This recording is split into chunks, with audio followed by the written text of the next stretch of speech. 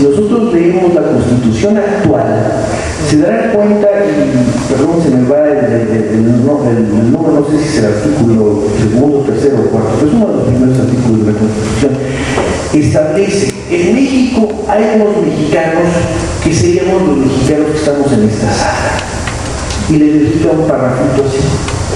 Pero hay otros mexicanos que son los pueblos indígenas y le dedican 2 páginas. Y ahí establece cómo estos pueblos indígenas tienen una serie de características que van a ser tomadas en cuenta de cierta manera.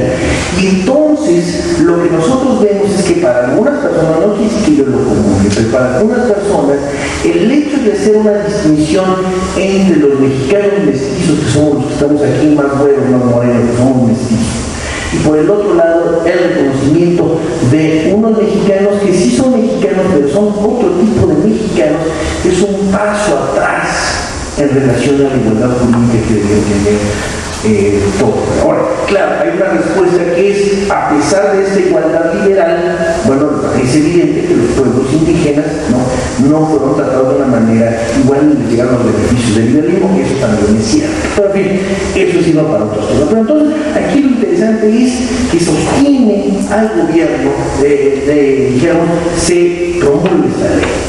Juan Álvarez le da, como por un par de días, le da el nombramiento de general de brigada y luego general de división. Como Ford era coronel de la Guardia Cívica, no del Ejército de Línea, sino de la Guardia Cívica. Y al final esta ley Juárez va a generar una serie de levantamientos muy importantes de alta raíz en Puebla, del general Uraga y Tomás Mejía en Querétaro, de Doblado en Guanajuato. Y son esos 3 levantamientos, como otros más pequeñitos, su redacción no remite precisamente a lo que se va a convertir en la guerra y en los pronunciamientos de fueros, de defensa de la religiosidad y de los fueros. Y entonces, el más interesante, no da tiempo aquí de hablar de él, es el caso de Doblado. Doblado se había manejado por una bandera de, ¿cómo se llama?, de liberal, y una vez que Álvarez renuncia, le plantea,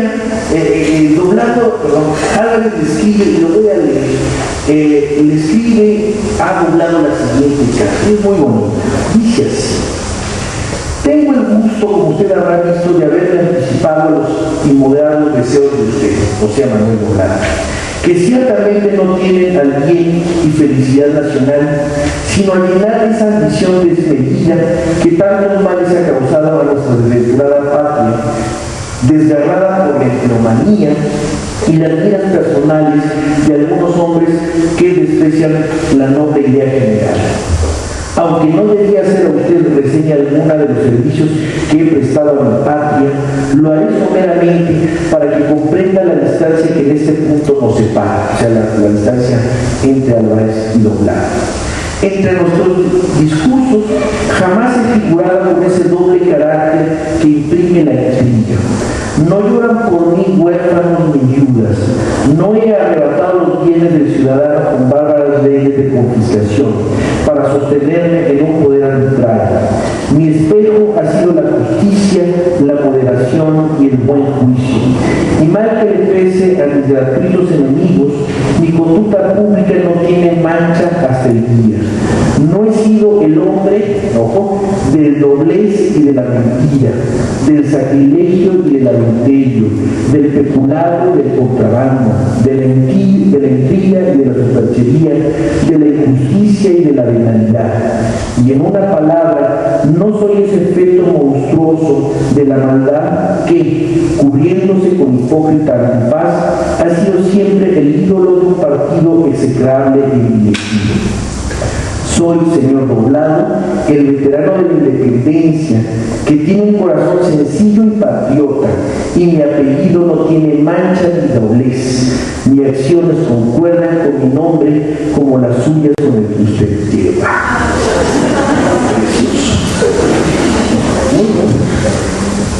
Entonces, así termina el gobierno de Álvarez. Yo quería detenerme, me he extendido mucho en Álvarez, pero yo creo que bien vale la pena este gobierno de un mes.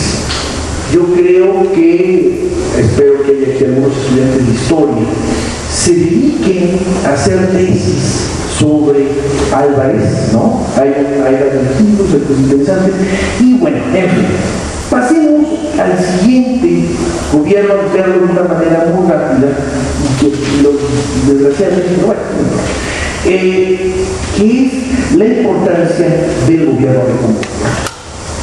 Como fue, viendo lo que pasó con Álvarez, piden un gabinete de unidad ideológica. Y entonces, ¿quiénes van a ser sus componentes?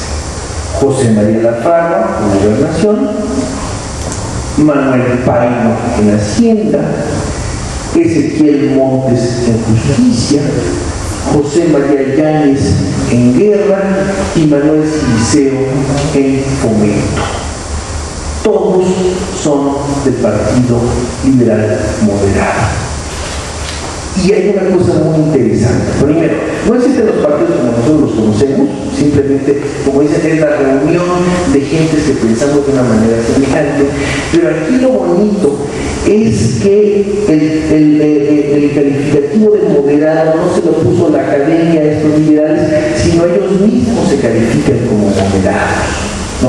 Entonces dice, para que un gobierno pueda funcionar, tiene que haber unidad de pensamiento, ¿no? Entonces, no puede haber como un gobierno de Calderón que hubiera, dijéramos, los papelistas más radicales que se pelearían con los panistas y luego los priistas y los PSDs, todos debemos pensar de una manera semejante para que esto funcione. Entonces, bueno, eso es interesante. Y la fragua se va a convertir en la evidencia gris de la mayor parte del régimen y hace un plan de gobierno, lo elabora en los primeros días de gobierno, y ahí es muy importante porque la idea es precisamente que la administración de Comonfort cumpla con ese plan de gobierno. Segundo, habla del reglamento de libertad de imprenta. Seguramente Carmen les habló que una de las cosas más importantes del último gobierno de Santana fue la censura a la prensa. Y entonces lo que hace la fragua es, vamos a otorgar una libertad, pero una libertad responsable. Y dice, es muy bonito, está aquí en este libro, pero ya no me da tiempo de leerles otros testimonios. Dice, critiquen, pero critíquenlo con la honradez de un republicano. No se escondan en el anonimato. Y entonces, a diferencia de lo que pasaba antes, el reglamento de la fragua dice, se obliga a los editores de los periódicos como a los que escriben los editoriales que firmen, ¿no? Yo publico en el Sol de México, es un periódico no del ambiente académico, pero que se distribuye mucho en la provincia, porque el Sol de todo, que son de muchas partes.